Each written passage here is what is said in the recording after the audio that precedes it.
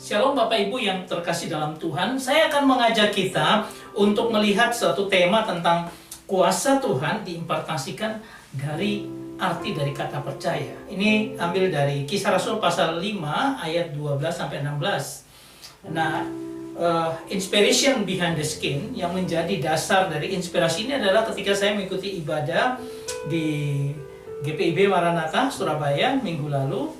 Kemudian Pak Pendeta waktu itu adalah Bapak Samuel Mowoka yang berbicara tentang kisah ini, dan dia berkhotbah dengan bagus sekali menyangkut masalah persekutuan, menyangkut masalah pelayanan dan sebagainya, dan sangat baik. Tapi sepanjang khotbah saya bertanya tentang satu hal. Ya, kalau kita lihat dari seperti ini kan bicara tentang bagaimana para rasul itu mulai mengabarkan Injil, mereka mengadakan mujizat yang luar biasa. Saya melihat kenapa hanya dengan bayangan daripada Petrus orang bisa disembuhkan. Kenapa ada kuasa impartasi yang begitu besar? Dan saya juga melihat bahwa di dalam ayat 14 dikatakan, dan makin lama makin bertambah jumlahnya orang yang percaya kepada Tuhan, baik laki-laki maupun perempuan.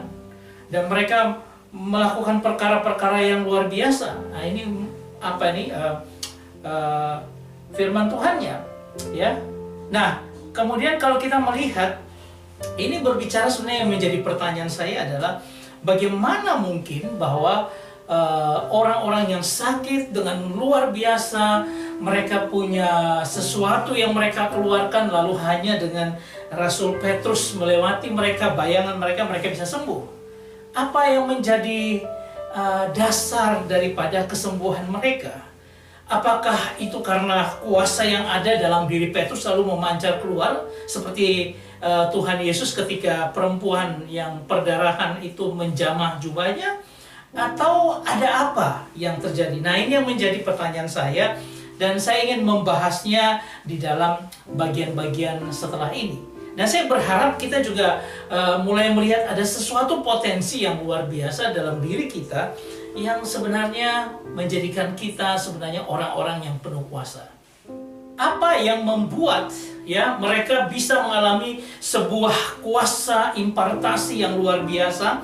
Saya melihat beberapa hal yang terjadi. Sebenarnya ketika Tuhan Yesus menyembuhkan seorang yang digotong mereka karena banyak orang, akhirnya membuka jendela atap rumahnya dan menolong mereka. Apa yang dikatakan Tuhan Yesus tentang peristiwa ini? Ini ada dalam Markus pasal 2 ayat 5. Ketika Yesus melihat iman mereka, berkatalah ia kepada orang lumpuh itu, "Hai anakku, dosamu sudah diampuni." Ya, artinya apa? Orang itu langsung sembuh. Ya, tetapi yang menjadi keunikan di sini adalah Tuhan itu katakan melihat iman mereka. Iman siapa yang Tuhan lihat? Iman orang di sekitarnya. 4 orang temannya mungkin yang merasa kasihan dengan temannya ini, lalu membawa temannya mereka ini kepada Tuhan Yesus dan dia disembuhkan. Ada lagi ketika seorang perwira Romawi yang datang pada Tuhan, kemudian dikatakan, "Tuhan, tolong sembuhkan akan seorang pelayannya." Dan Tuhan sangat luar biasa melihat iman orang ini. Dia katakan seperti apa? Matius pasal 8 ayat 13. Lalu Yesus berkata kepada perwira itu, "Pulanglah dan jadilah kepadamu seperti yang kau percaya." Maka saat itu juga sembuhlah hambanya. Kenapa? Karena Tuhan melihat sesuatu iman yang luar biasa dari orang yang lain kepada orang yang lain. Hambanya disembuhkan karena apa? Iman daripada tuannya yang adalah seorang perwira. Dan ini kita bisa melihat bahwa karena iman yang luar biasa itu akhirnya mendatangkan sesuatu peristiwa yang luar biasa dari peristiwa ini. Saudara yang terkasih, kita bisa melihat lagi menyangkut sekarang imanmu yang menyelamatkan engkau. Kita lihat peristiwa tentang seorang wanita yang 12 tahun sakit perdarahan. Dia katakan seperti ini, "Asal ku jamah saja jubahnya, aku akan sembuh." Dan Yesus melihat bahwa iman orang ini, loh, dia berkata, "Teguhkanlah hatimu, hai anakku, imanmu telah menyelamatkan engkau." Maka sejak saat itu sembuhlah perempuan ini. Imanmu telah menyelamatkan engkau. Jadi dasarnya adalah iman daripada tiap-tiap orang yang membutuhkan pertolongan Tuhan. Ada lagi kisah tentang dua orang buta. Mereka buta dan Tuhan juga berkata kepada mereka, "Percayakah kamu bahwa aku dapat melakukannya?" Ya, dan mereka katakan, "Ya Tuhan, kami percaya." Yaitu apa? Supaya mereka disembuhkan. Lalu Yesus menjamah mata mereka, "Jadilah kepadamu menurut imanmu." Artinya apa? Artinya bahwa iman kita sendiri itu yang membangun sebuah kuasa yang Tuhan campur tangan di dalamnya dan memberi dampak yang luar biasa. Ada lagi kisah tentang seorang buta, Bartimeus, yang bertemu Tuhan dan dikatakan Tuhan, dia minta disembuhkan, ya. Dikatakan dalam Markus pasal 10 ayat 51, tanya Yesus padanya, "Apa yang kau kehendaki supaya aku perbuat bagimu?" Jawab orang buta itu, "Rabuni, supaya aku dapat melihat." Lalu kata Yesus kepadanya, "Pergilah, imanmu telah menyelamatkan engkau." Pada saat itu juga melihatlah ia, lalu ia mengikuti Yesus dalam perjalanan. Artinya apa? Artinya kuasa daripada perkataan itu luar biasa. Ya, iman itu Tuhan nyatakan dalam melihat iman daripada orang-orang ini. Ada satu lagi, yaitu ketika Tuhan menyembuhkan akan 10 orang kusta. Ya, dia katakan, "Pergi periksa kepada para imam," ya, dia katakan seperti itu. Lalu ketika mereka sudah sembuh, lalu Tuhan, ada satu orang yang datang dan Tuhan kasih sebuah statement yang luar biasa. Lalu ia berkata kepada orang itu, "Berdirilah dan pergilah, imanmu telah menyelamatkan engkau." Perkataan yang pertama tidak ada seperti ini kepada 9 orang yang lain. Dia hanya katakan, "Pergilah periksa kepada mereka," dan mereka percaya, mereka periksa dan mereka sembuh.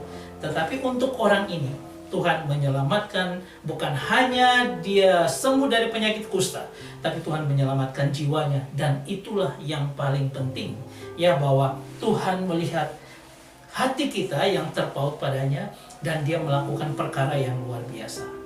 Saudara yang terkasih, kita sekarang masuk ke dalam kuasa percaya dalam perkataan, ya. Ini kisah tentang ketika Yesus pada pagi hari melintasi sebuah pohon ara dan dia ingin mencari buah dari pohon ara itu dan dia tidak dapati. Ketika sore hari, dia lalu berkata bahwa terkutuklah pohon ara itu, dan ketika sore hari mereka lewat, pohon ara itu sudah mati, ya, sudah kering. Nah, di sini dikatakan seperti ini dalam Matius pasal 21 ayat 21. Yesus menjawab mereka, "Aku berkata kepadamu sesungguhnya, jikalau kamu percaya dan tidak bimbang, kamu bukan saja dapat berbuat apa yang kuperbuat dengan pohon ara itu, tetapi juga jikalau kamu berkata kepada gunung ini, beranjaklah dan tercampaklah ke dalam laut, hal itu akan terjadi." Ini luar biasa. Tuhan mau mengajari sesuatu hal yang dikatakan tentang jikalau engkau percaya dan tidak bimbang, ya, percaya dibangun terus, kemudian dikatakan apa? Jikalau kamu berkata kepada gunung, to say, berkata kepada gunung. Nah, coba kita lihat apa arti berkata ini.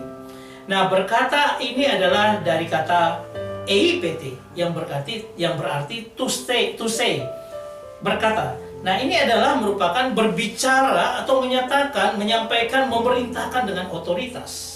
Ya, sehingga kalau kita melihat dari gramatikalnya, dia disebut asa, itu artinya aorist subjunctive aktif. Ya, nah kalau kita lihat aorisnya sendiri itu berkata tentang menekankan satu tindakan spesifik yang tuntas. Artinya Yesus sedang berbicara tentang sebuah momen iman yang spesifik di mana seorang melepaskan perkataan itu dengan keyakinan penuh pada satu titik waktu tertentu. Jadi ada waktu tertentu yang Tuhan pakai untuk apa? Kita melepaskan kekuatan itu. Dan dikatakan subjunctif artinya apa? Menggambarkan sesuatu yang bersifat potensial, punya potensial. Orang sakit potensinya bisa disembuhkan. Kemungkinan atau harapan, bahkan sebuah kenyataan objektif yang sudah terjadi. Ya, jadi dia langsung berkata seolah sesuatu itu sudah terjadi, padahal itu berpotensi saja. Nah, kalau kita lihat dari aktifnya adalah apa? Kita, karena ini adalah orang kedua jamak, dikatakan subjek, yaitu bisa pembaca kita semua, disebut secara aktif harus melakukan tindakan apa? Berkata, tindakan untuk berkata. Dan ini mau menyatakan bahwa berkata kepada gunung, gunung apa saja, bisa gunung bermacam-macam, gunung kekurangan, itu masalah ekonomi, gunung kepahitan, untuk pemulihan, ada gunung penyakit, itu tentang kelemahan tubuh, tapi semua itu bisa kita campakkan ke dalam laut. Ini ada sesuatu yang luar biasa ketika kita bicara tentang kolerasi daripada perkataan ini. Kita mengenal bahwa kata perkataan itu bisa berbicara tentang logos, rema, dan eipeite. 3 kata-kata Yunani ini yang kita ketahui. Nah, kalau kita bicara tentang logos, itu adalah apa? Firman yang tertulis dan kekal. Itulah seluruh isi Alkitab, rencana Allah kekal dalam dan pribadi Yesus sendiri. Yang kalau kita lihat dalam Yohanes 1 ayat 1 dikatakan, pada mulanya adalah firman, dan firman itu bersama-sama dengan Allah, dan firman itu ada Allah. Jadi logos ini dasar kita yang utama. Kemudian kita mengenal tentang perkataan yang kedua, yaitu rema, firman yang diucapkan secara spesifik, kondisi tertentu, di mana rema itu terjadi ketika Roh Kudus menghidupkan firman dari ayat, dari logos itu ke dalam hati kita, sehingga kita melihat sesuatu perspektif yang luar biasa yang Tuhan kehendaki dalam kehidupan kita. Kita mengerti akan firman itu. Dan yang ketiga adalah eipeite, yang sudah kita katakan, kata yang diucapkan, berbicara atau mengatakan, menyampaikan, memerintahkan dengan otoritas, ya. Jadi kalau kita bicara tentang logos, ini adalah logos. Logos itu masuk dalam kehidupan kita menjadi hidup, itu ketika kita bicara tentang rema.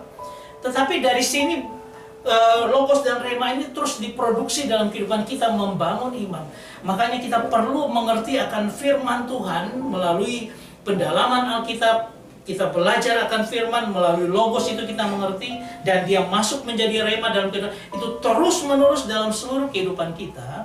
Maka apa yang terjadi? Maka ketika satu waktu tertentu, dengan iman yang sudah kita bangun dari logos dan rema itu, keluarlah yang disebut dengan eipeite, perkataan yang penuh otoritas dalam kehidupan kita.